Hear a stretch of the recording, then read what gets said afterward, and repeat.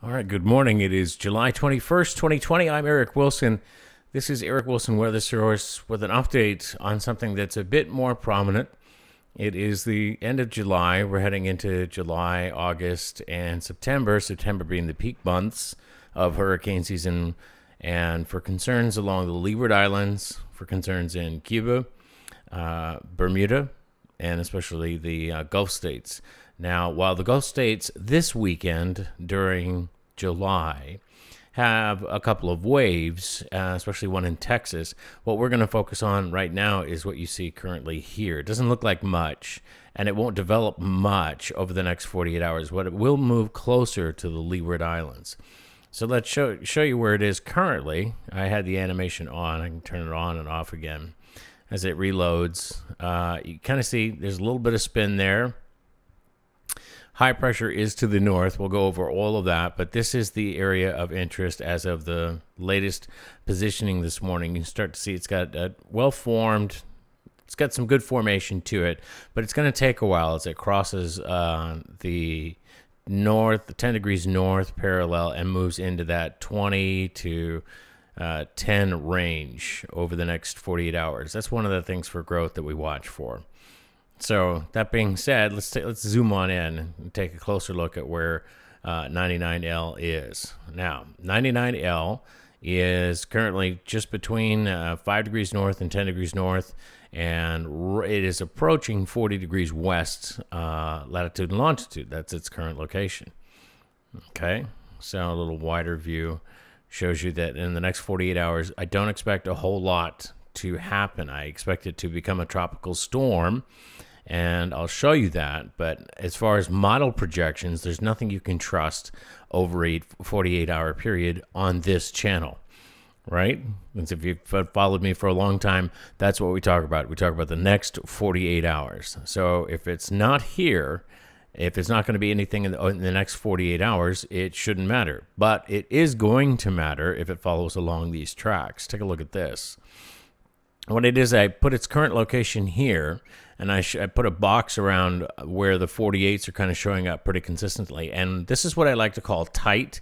When you've got a tight agreement with the models, then that's why we stay within 48 hours. That's still a good 300 miles away from the Leeward Islands, and exactly when is Wednesday and Thursday. So Wednesday and Thursday, we'll watch this to develop from where it is now at sustained knots of about 23 to 24 knots, and it'll get above 35 on Thursday. You can kind of see there's a lot of agreement that Thursday is the day that this becomes a named storm. Invest99L. Since there are a couple of the waves out there currently, I'm staying away from names, and we're just going to stick with 99L, and you can find it at Eric Wilson Weather Source at any time. So what are you waiting for, right? Where's it going? Well, you're going to see a lot of this. This is not an official track, as they say here. Do not make this map to make official decisions or make any kind of decisions.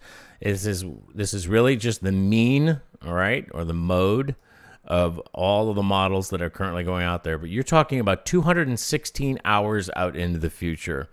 You've got land to cross over. There's just way too many variables. So if this is the 48-hour window that we trust, after Thursday, which is this, I put bar in here, after Thursday, on Friday the 24th, in that 96th hour, I'm not even going to get into Saturday, on this Tuesday morning, July 21st, we will keep an eye on it because it is supposed to strengthen. Remember, it's forecast strengthen into a tropical storm, and a couple of these are going a little crazy with category strength.